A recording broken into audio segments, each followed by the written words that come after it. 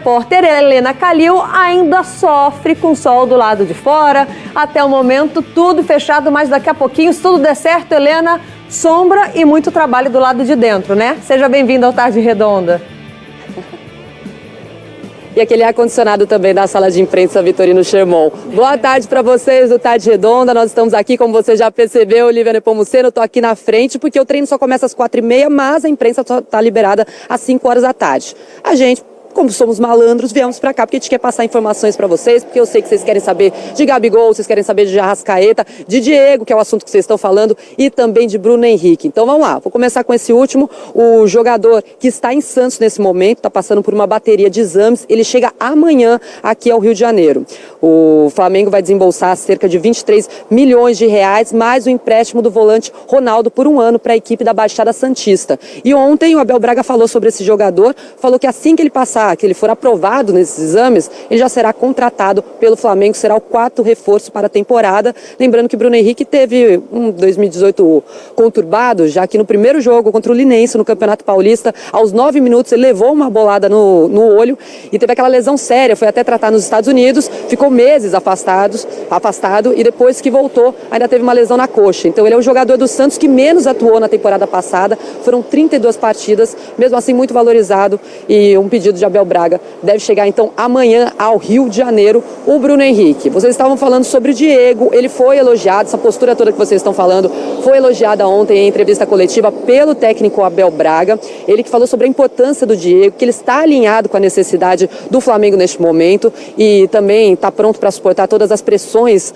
deste ano de 2019. O Diego deve renovar então até 2020 e essa renovação deve acontecer ainda nesta semana. Isso porque o pai empresário do atleta, o Jair Cunha, neste momento está em Ribeirão Preto, ele está conversando com a diretoria, mas ao que tudo indica, já acertou com eles, então só falta assinar mesmo. O pai deve desembarcar ainda nesta semana, aproximadamente quarta ou quinta-feira, para assinar, então, aqui com o Flamengo. Arrascaeta, novidade, o nome está no bid, ele também foi mencionado ontem pelo Abel Braga, falou sobre a probabilidade dele estrear na quarta-feira, na verdade ele falou sobre a probabilidade dele e do Gabigol, de ambos estrearem já contra o Resende nesta quarta. Acontece que o Arrascaeta, por conta de todo o imbróglio, ele não teve uma pré-temporada, então fisicamente ele ainda está numa fase inferior à do Gabigol. Apesar que o Abel Braga falou ontem que eles treinaram forte aqui no centro de treinamento Nildo Urubu antes de serem apresentados à equipe com essa torcida que você mencionou, Olivia, que ontem estava presente no Maracanã para ver a vitória por 2-1 na estreia do Flamengo no Campeonato Carioca. Legal, Helena Calil trazendo informações ao vivo do Flamengo, lá no Ninho do Urubu. Daqui a pouco abrem-se os portões para o treinamento, primeiro treinamento, depois dessa vitória diante do Bangu na estreia do rubro-negro na Taça Guanabara. Temos tweet na tela antes da gente comentar aqui com Paulo Vinícius Coelho sobre essas informações trazidas pela Helena Calil. Tá aí o Juninho, Flamengo com a chegada de Bruno Henrique. Vitinho vai para o banco? É exatamente o que eu estava pensando. Juninho, leu o meu pensamento, o Juninho, o PVC?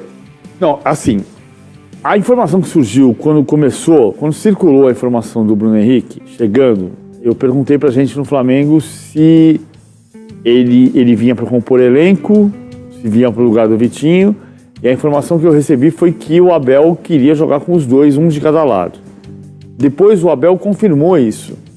Ele pensa em jogar com os dois, um de cada lado. Velocidade. O que não significa... Porque o Bruno Henrique no Santos jogava exatamente onde joga o Vitinho no Flamengo hoje, pelo lado esquerdo, né? Exatamente. Mas o Abel pensa em um pela direita e outro pela esquerda. Pode ser o Vitinho pela direita. Quem tem jogado pela direita é o Everton Ribeiro. Pode ser o Vitinho pela direita e o Bruno Henrique pela esquerda, pode ser o Bruno Henrique pela direita e o Vitinho pela esquerda. Ele pensa em dois homens de velocidade. Não quer dizer que isso vai ser uma fórmula definitiva. Porque primeiro o cara tem que chegar, começar a treinar, entender se está treinando bem, se não está. Se o Vitinho vai jogar bem, ontem jogou mal. Se os dois estiverem jogando bem, a ideia do Abel é ter um de cada lado. Alguém tem que sair. E jogar no que ele chama de 4-3-3. Eu chamaria de 4-1, 4-1, ele chama de 4-3-3.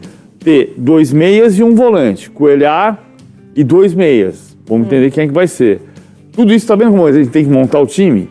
Sim. Não tem um time estruturado que você enxergue o Flamengo do meio pra frente, a escalação é essa daqui. Que aí tem Diego, tem Arrascaeta, Exato. tem Gabigol. Vai jogar com o Diego um pouco mais atrás, colocar o de Arrascaeta para ir mais à frente, vai colocar os dois juntos. Lembrando que o Abel, no programa que você esteve aqui no Fox Sports, nos especialistas, disse que vai repetir a fórmula do Palmeiras, que não é a grande descoberta da roda, mas que ele pretende ter elenco para girar.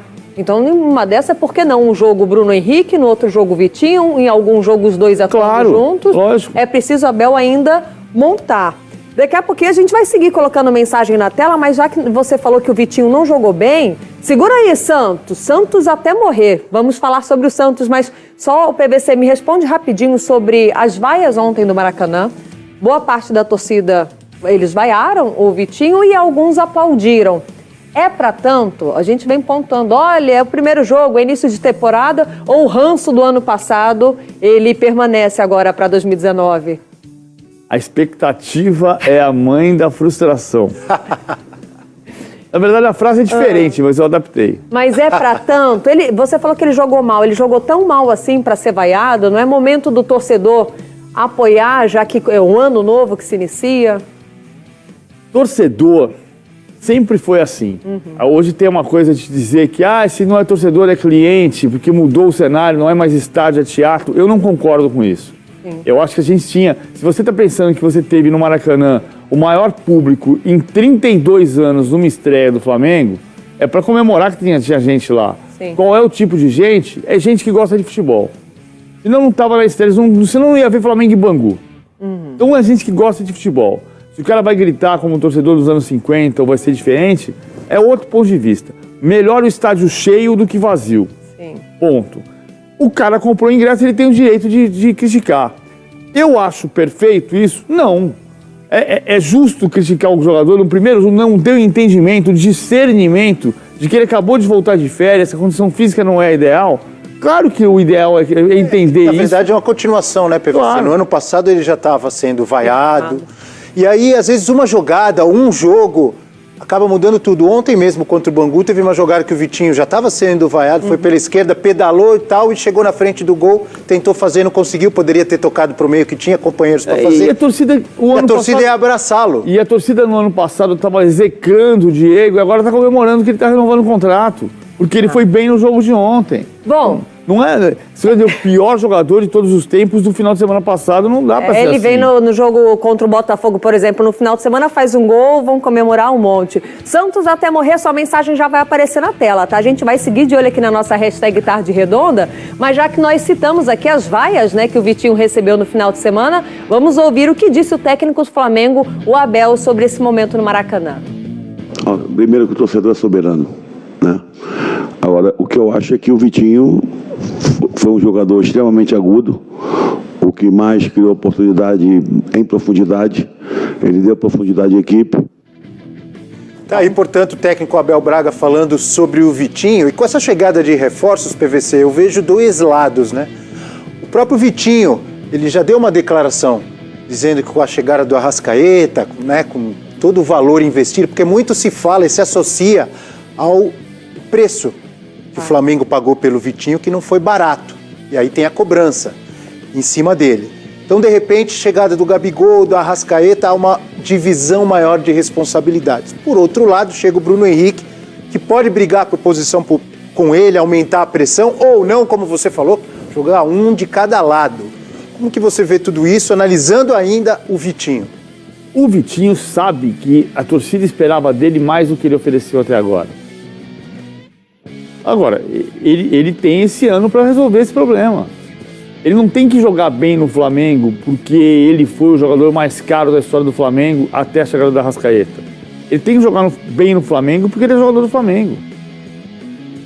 O Flamengo tem que ter um time com 11 jogadores que o técnico confie e a torcida confie. Boa. Bom, é simples assim. Nem tão simples assim, mas parece simples. Vamos seguir de olho na nossa hashtag Tarde Redonda, porque tem muita gente participando, então...